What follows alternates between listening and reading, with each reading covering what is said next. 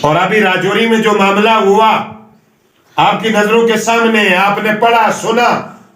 ہم دربار حیدریہ سے پرزور لفظ میں ایسے درندوں کی مذمت کرتے ہیں جو ناحق دوسروں کا خون بہاتے ہیں.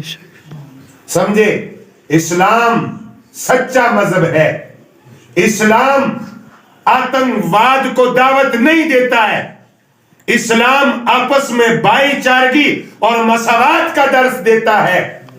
اسلام وہ مذہب معظم ہے کہ آپ کے پڑوس میں اگر ہندو ہے اس کا بھی احترام کیا جائے، آپ کے پڑوس میں عیسائی ہے اس کا بھی احترام کیا جائے، آپ کے پڑوس میں یہودی ہے اس کا بھی احترام کیا جائے. کیونکہ میرے آقا کریم علیہ السلام نے ہمیں وہ درس دیا ہے کہ اے میری امت، اے میری قوم، میں وہ محمد ہوں جس کو رب نے رحمت للعالمین بنا کر بھیجا ہے، اور میں نے کائنات کے اندر اسلام اس وجہ اس نظریے سے پھیلایا ہے. لوگوں نے میرے اوپر جو ہے اونٹ کی اوجریاں بھی ڈالی، میرے اوپر پتھر بھی برسائے، مجھے گالیاں بھی دی، لیکن میں نے آگے سے بدلہ نہیں لیا، بلکہ رب کی بارگاہ میں ہاتھ اٹھا کر دعا کی، مولا تو ان کو ہدایت عطا فرما.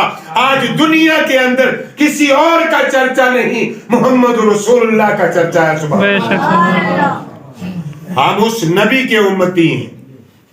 اور پھر میں گزارش کروں گا، ہندوستان وہ ملک ہے جس ہندوستان کے اندر اللہ کے ایسے مقرب اور پاکیزہ اولیاء کاملین آرام فرمائے. سبحان اللہ. یہ ہندوستان امن و شانتی کا گہوارہ ہے.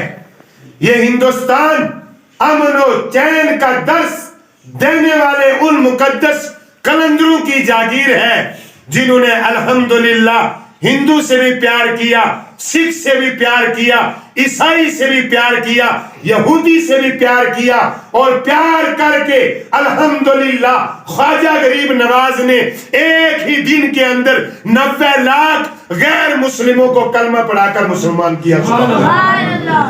سمجھے؟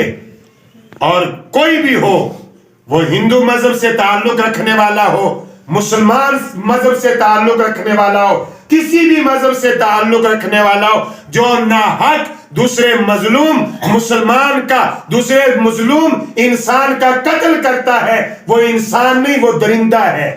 بے شک وہ جانور سے بھی بدتر ہے جو ایسا سلوک کرتا ہے. ہم پرزور الفاظ میں اس حادثے کی مذمت کرتے ہیں اور ہندوستان کے تمام تر قوانین کو مان کر امن و شانتی اور چین والی زندگی بسر کرنے کی دعا کرتے ہیں. آمین.